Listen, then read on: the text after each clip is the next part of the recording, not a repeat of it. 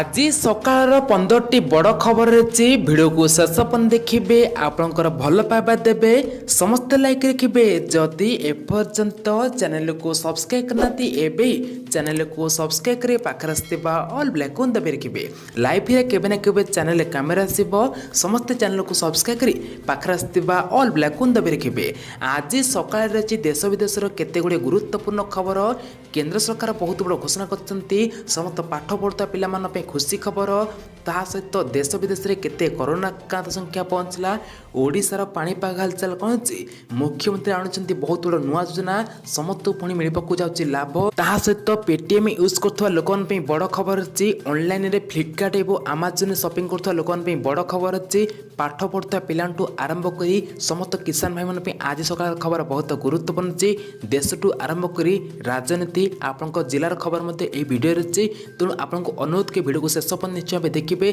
समस्त किसान भाई मानक सहायता मिलवा बड़ खबर अच्छी केंद्र सरकार तरफ ता सहित बर्तमान आप जिलार खबर अच्छी तेणु आपको अनुरोध के भिडियो को शेष पर्यंत निश्चय देखिए निश्चय लाइक रखिए संपूर्ण खबर नजर पकेबा।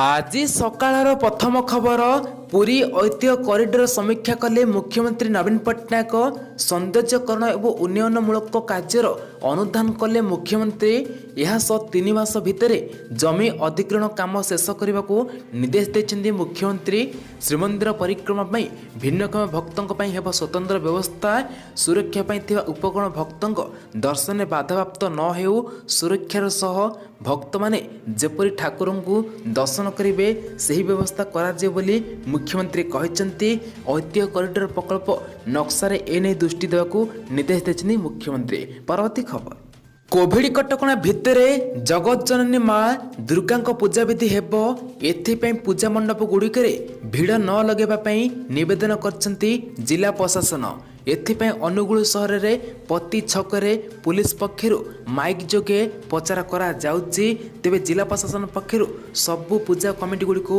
मांकर मूर्तिर उच्चता 4 फुट भितर रहिबो मांकर पूजारे पूजक समेत मात्र 7 जन रहिबे सेपरी मंडप रे कोनोसी सजसज्जा हेबो नाही मंडप रे कोनोसी भक्त दर्शन करबा को बारण करा जाची घरे रही मां को पूजा करबा को मध्य निवेदन करा जाची कोरोना संकट रोकिबा पई एही पदक नहीं सरकार को नियम को सम्मान जनाई समस्त पूजा कमिटर सदस्य मानिए बोली सरकार कहते। परवर्ती खबर पेटीएम व्यवहार करता लोक बड़ खबर डिजिटल पेमेंट करने जदि आपण मैंने पेटीएम व्यवहार करे आपण खराब खबर एबे पेटीएम वॉलेट रे टंका जोड़ापी अतिरिक्त चार्ज लगे अर्थात 2% अतिरिक्त टंका देवाक हेबो अवश्य पूर्वर ए नियम 10,000 टंका बा ताठू अधिक टंका पर लागू होता जहाँकि एबे सुधा क्रेडिट कार्ड रु पेटीएम वॉलेट रे टंका जोड़ापी कौन चार्ज लागू होता मात्र एबे ठारू पेटीएम वॉलेट रे कौन भी टंका जमा कले एणिकी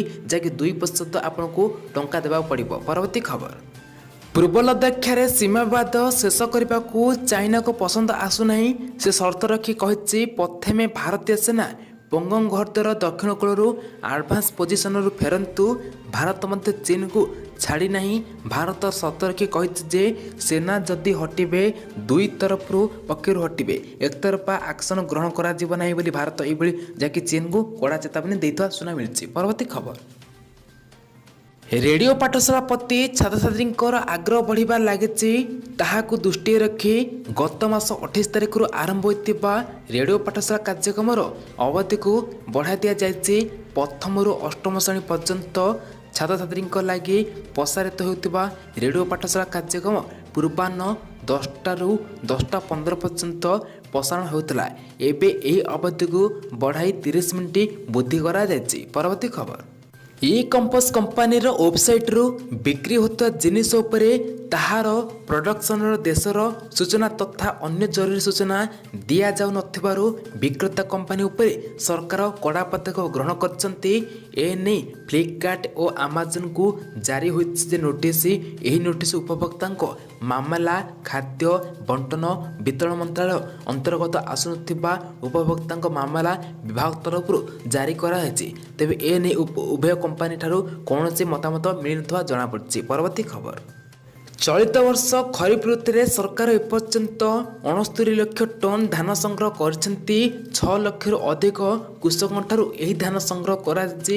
କୃଷି ମନ୍ତ୍ରାଳୟ କହିଛି ଯେ ଭାରତୀୟ ଖାଦ୍ୟ ନିଗମ ଓ ଅନ୍ୟ ସରକାରୀ ସଂସ୍ଥାଗୁଡ଼ିକ ଦ୍ୱାରା ପଞ୍ଜାବ, ହରିୟାଣା, ଉତ୍ତରପ୍ରଦେଶ, ତାମିଲନାଡୁ, ଉତ୍ତରାଖଣ୍ଡ, ଚଣ୍ଡିଗଡ଼ ଏବଂ କେରଳ ଓ ଜାମ୍ମୁ କାଶ୍ମୀର ଭଳି ରାଜ୍ୟ ଓ କେନ୍ଦ୍ରଶାସିତ ଅଞ୍ଚଳଗୁଡ଼ିକରୁ ଧାନ ସଂଗ୍ରହ କରାଯାଇଛି।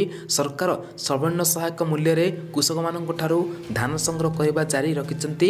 ଏପର୍ଯ୍ୟନ୍ତ ଏ ବାବଦରେ 13,128 କୋଟି ଟଙ୍କା ଦିଆଯାଇଛି ବୋଲି ମନ୍ତ୍ରାଳୟ କହିଛି। ପରବର୍ତ୍ତୀ ଖବର, ଡିସେମ୍ବର ଶେଷ ସୁଦ୍ଧା ଭାରତ ପାଇଁ 200ରୁ 300 ନିୟୁତ କୋଭିଡ୍-19 ଟିକା ପ୍ରସ୍ତୁତ କରିବ ଏବଂ 2021 ମାର୍ଚ୍ଚ ସୁଦ୍ଧା ଚୂଡ଼ାନ୍ତ ବା ତୃତୀୟ ପର୍ଯ୍ୟାୟ ପରୀକ୍ଷା ଶେଷ ହୋଇଥିବା ଟିକା ମିଳିବ ବୋଲି ଶନିବାର ଦିନ ସେରମ୍ ଇନଷ୍ଟିଚ୍ୟୁଟ୍ର executive director doctor Suresh Yadav କହିଛନ୍ତି।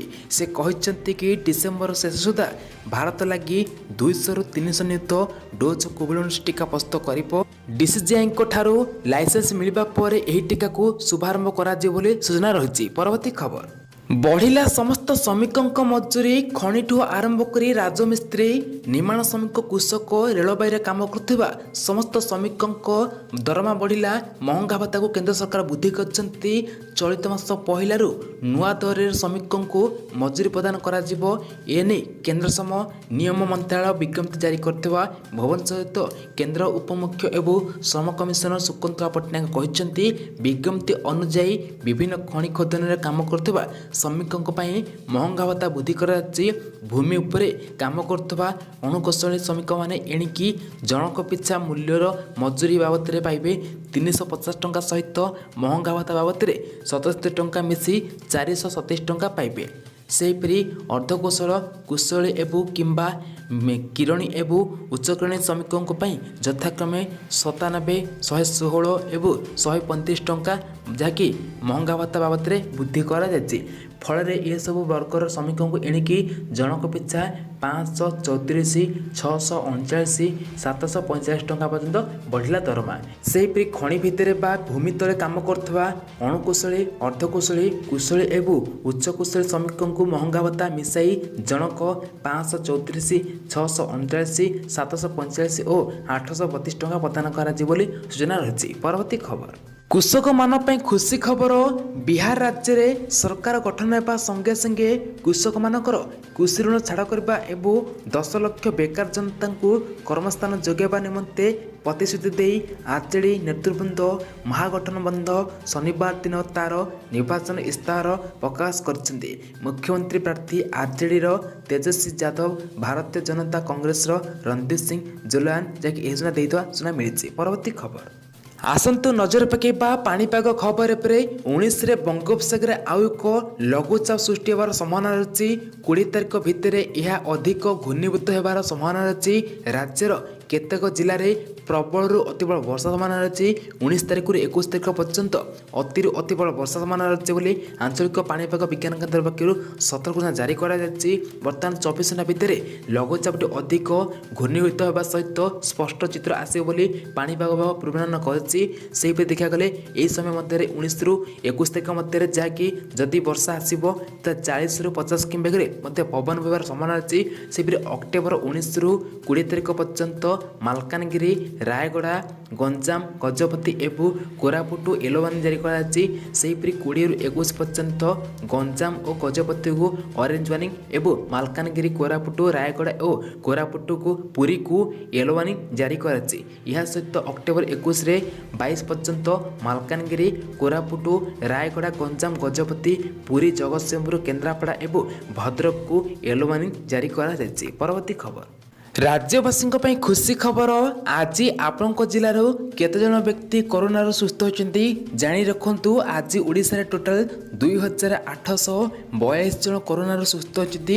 ଏହାକୁ ମିଶାଇ ଓଡ଼ିଶାରେ ଟୋଟାଲ ସୁସ୍ଥ ସଂଖ୍ୟା ପହଞ୍ଚିଲା 2,44,2 237 को वृद्धि पाई। आज सर्वाधिक खोर्धा जिलूर 443 होता बेले सेपरी कटकू 237, पुरी 148, नुआपड़ारू 161, अनुगुलू 119, संबलपुर 136, केन्द्रापड़ारू 76, बरगढ़ 93, नवरंगपुर 53, जाजपुर 100, सुंदरगढ़ 91, मयूरभंज 92, जगतसिंहपुर 85, सोबनपुर 48, कंधमाल 117, झारसुगुड़ 108, भद्रक 94, सेपरी नयागढ़ 78, केन्दुझर 68, ढेंकानाल 60, बलांगीर 58, कंधमाल 50, कोरापुट 41, मालकानगिरी 41, गंजाम 30, बालेश्वर 27, बौद्धरू 21, रायगड़ 18, देवगढ़ 17, गजपति 13 जन, राज्यपुर 128 जन व्यक्ति सुस्थ होती। परवर्ती खबर अर्थ मंत्रालय शुक्रवार 2021-22 पर्यंत बजेट प्रस्तुत आरंभ कर देछंती। बजेट तैयारी प्रक्रिया रे एमिति समय आरंभ होछि जेतेबेले देशर अर्थनैतिक वृद्धि को जे गति देवार आवश्यकता होछि। आसंता वर्ष बजेट बहुत गुरुत्वपूर्ण रही कारण संपत्ति देशर कोरोना महामारी सहित आर्थिक संकट दे गति करुछि। एमिति स्थिति रे अर्थ मंत्रालय निजर बजेट रे राजस्व संग्रह, विनिवेश, व्यय, रप्तानी एवं खाद्य वस्तुर मूल्य समेत अर्थव्यवस्थार प्रत्येक क्षेत्र उपरे ध्यान दियाଯିबार आवश्यकता रही बोली सूचना रही जहाँकि 2021-22 बजेट प्रस्तुत आरंभ हो जाए। परवर्ती खबर समस्त पाठ पढ़ुवा पिला खुशी खबर।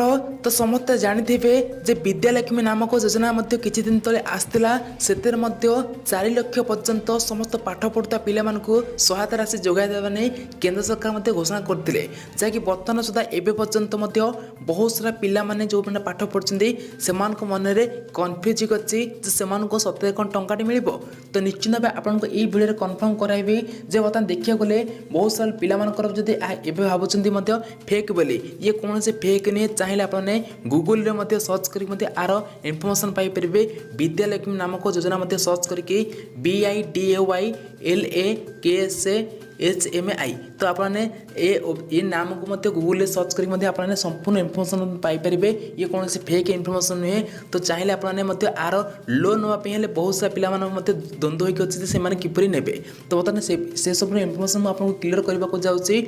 चाहिए आपने ये वेबसाइट रे आपने चाहिए आपने जाकि चाहिए विजिट कर आप अप्लाई कर फॉर्म अप्लाई करके नहीं पारे कौन सी बैंक रू आपने देखा गले 13टी बैंक रू 126 प्रकार ऋण नहीं पारे। सबुठ बड़ खुशी घर कथा जे बिना सिक्यूरीटी माने बिना ग्यारंटी रे आपको 4 लाख टंका पर्यंत आपको ये वेबसाइट रू आपको विद्यालक्ष्मी नामक योजना रू आपको टंकाटी मिल पार।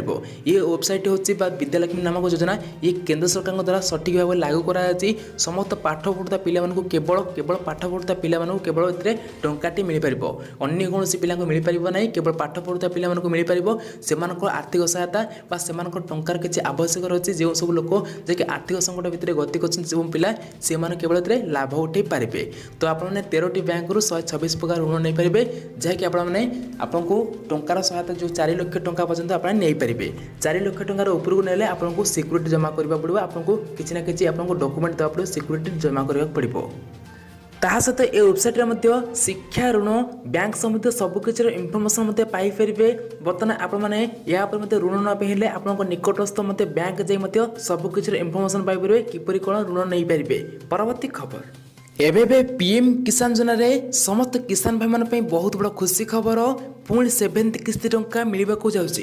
जेमिति कि जानते पूर्व अलरेडी 6 किस्ती बा 6 किस्ती टंका अलरेडी मिल सारी पुणी एबे 7th किस्ती टंका मिलवा को जाउची बा 7th किस्ती टंका मिलवा को जाउची। तो आरी मते जो सब किसान भाई माने एपर्यंत टंका पाई नाती पूर्व से जदि कौन डॉक्यूमेंट आपंकर भेरिफिकेशन रे बा आपंकर भूल भाल अच्छी आपंकर आईएफएससी कोड हो आपंकर ना एड्रेस एमिति किछि आधार लिंक हो बा आपंकर स्टेप बाय स्टेप एमिति किछि पेंडिंग अछि से मानको आपन कोन कोन स्टेप ना आपले बता कहि रखुछि जे जदि जदि आपको यहीपरि किसी भूल अच्छी तो आपने निकटस्थ सीएस सेंटर बा जनसेवा केन्द्र जाकि आप तुरंत करेक्शन करेंगे। ये नवेम्बर भितर आपको टंका मिल पार ता सहित आपको जो मान stop by state district pending अच्छी आपने थरटे जाकि आपको ब्लॉक स्तर में कंटाक्ट करूँ जहाँफल बहुत सारा लोक पूर्व एमती जो मान पेंडिंग था से करेक्शन कर टंकाटी पाँच आपको जी ब्लॉक जाकि आपने बीएनएच अच्छा जाकि देखा करूँ आपको जब स्टॉप बाय स्टेट थी एमती तो आपको पुणी भेरिफिकेसन है आपको टंकाटी मिल पार पुणी 7th किस्त टंका मिलवाक जाऊँगी आपको किसान योजना टंका एपर्यंत मिलছে ना निश्चय मत कमेंट कर जनातु। परवर्ती खबर चाकरी करुवा लोक बड़ खबर चाकरी चलीगले मिल अधा टंका दरमा जहाँकि बर्तमान देखा कोरोना समय चाकरी गले सरकार वेतन 50% सहायता 3 मास पर्यंत प्रदान करेंगे सूचना रही। यही समय नुआ निजुक्ति पाइले यह सहायता जारी तेबे एथिपाई चाकरी हरैबा पूर्व कर्मचारी को राज्य बीमा निगम ईएसआईसी सहित संयुक्त रहा पड़ो। बेकारी रिलीफ अधीन यही सहायता मिल तो यह योजना निमंते सरकार खूब शीघ्र अटल विमुक्ति कल्याण योजना ABKY एक बड़ अभियान आरंभ करने को जाउछंती। सरकार योजना होउची जे याकू यथासंभव लोक निकट में पहुँचावा द्वारा अनेक लोक ए लाभ उठे पारे। तो एथिपाई सरकार 44,000 कोटी टंकार पांठी प्रदान करेंगे। जदि जड़े व्यक्ति यह योजना लाभ उठावा चाहते तेबे तांकू अटल विमुक्ति जहाँकि अटल विमुक्ति व्यक्ति कल्याण योजना रे पंजीकरण करने को पड़ो। यह योजना कर्मचारी को राज्य बीमा निगम वेबसाइट को जाई डाउनलोड करने को आवेदन करने को पड़ो। जहाँकि बर्तमान समस्त खुशी खबर जे एबे चाकरी चलीगले आपको 3 मास जहाँकि आपको टंकाटी मिल पार अधा टंका। परवर्ती खबर एसी एयर कंडीशन आमदानी मना एसी आमदानी ब्यान कले सरकार कौन देश भारत को आसीपर ना एसी एने एजीएसटी पक्षर विज्ञप्ति प्रकाश पाई। भारत में उत्पादन वृद्धि एवं घरे कंपानी गुड़ी को अधिक सहायता करने भारत सरकार यही निष्पत्ति नहीं। यह द्वारा चाइना व्यवसाय को पुणी आउ एक झटका लगे जहाँकि बर्तमान भारत को कौन देश एसी आसीपर ना।